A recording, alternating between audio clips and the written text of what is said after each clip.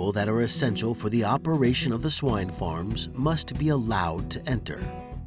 To reduce the risk of potential introduction of infectious agents that compromise swine health and welfare, it is necessary to strictly comply with all biosecurity procedures, such as have the farm visit request form filled and approved by the Health Assurance Department.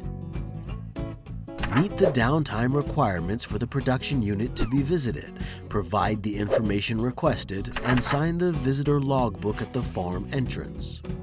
All vehicles approaching the production unit must be cleaned, dried, and disinfected.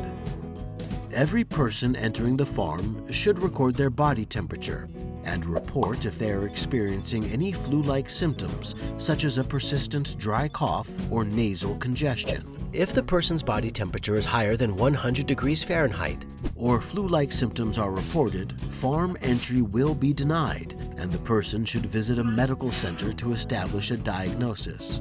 If the diagnosis is negative for influenza, the person can return to the farm as soon as the symptoms disappear. However, if the laboratory or clinical diagnosis indicates influenza, the employee or visitor can only return to farm after 7 consecutive days if symptoms have disappeared. Seasonal influenza vaccination is recommended by health authorities around the world every year. The entry of any equipment, supplies, and food is also restricted. If absolutely necessary, the farm manager has to authorize the introduction of such equipment or food. Once authorized, supplies, equipment, or food must pass through the decontamination chamber using disinfection or UV radiation. Attention! Cell phones and pork products must not be introduced into the production unit. For the decontamination process, it is important to use personal protection equipment when handling chemicals or disinfectants. Organize the material to be decontaminated on wire shelves and without stacking to allow complete exposure of all surfaces to the action of the disinfectant or UV light. Ensure UV light exposure is at a wavelength of 254 nanometers for 10 minutes minimum contact time, or use the appropriate concentration of disinfectant indicated by the manufacturer's label for at least 1 hour of contact time. The only access to the production unit shall be through the shower area. This area is divided into 3 areas: dirty, intermediate, and clean. There is a bench between the dirty and intermediate area where you must leave your shoes. Sit on the bench with your legs on the side on which you entered. Remove and leave shoes on this side. Without putting your feet on the floor, swing your legs around to the other side of the bench to the shower area. Next, you will find lockers to store your clothes and personal items. The intermediate area is the shower. When showering, wash your body and hair with soap and shampoo for at least 3 minutes. In addition, carefully clean nose and nail. Optical glasses should also be washed with soap or shampoo.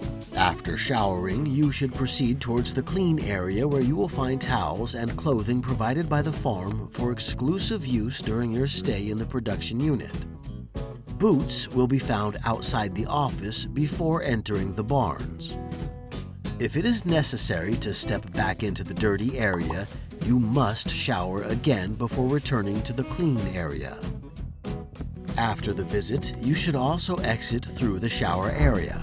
This procedure avoids carrying infectious agents from the visited farm. Take your boots off before entering the shower area. Please follow these instructions for exiting the farm. Place the clothes used in the basket located in the clean area. After showering, dry with a clean towel and dispose in the clean area. Towels must not be taken to the dirty area. Then go to the dirty area where you will have access to your clothes and personal belongings. Then sit on the bench to put your shoes back on. The biosecurity of a production unit is everyone's responsibility. Understanding, respecting, and rigorously performing each of these procedures minimizes the risk to animal health and well-being. Please comply with these good practices.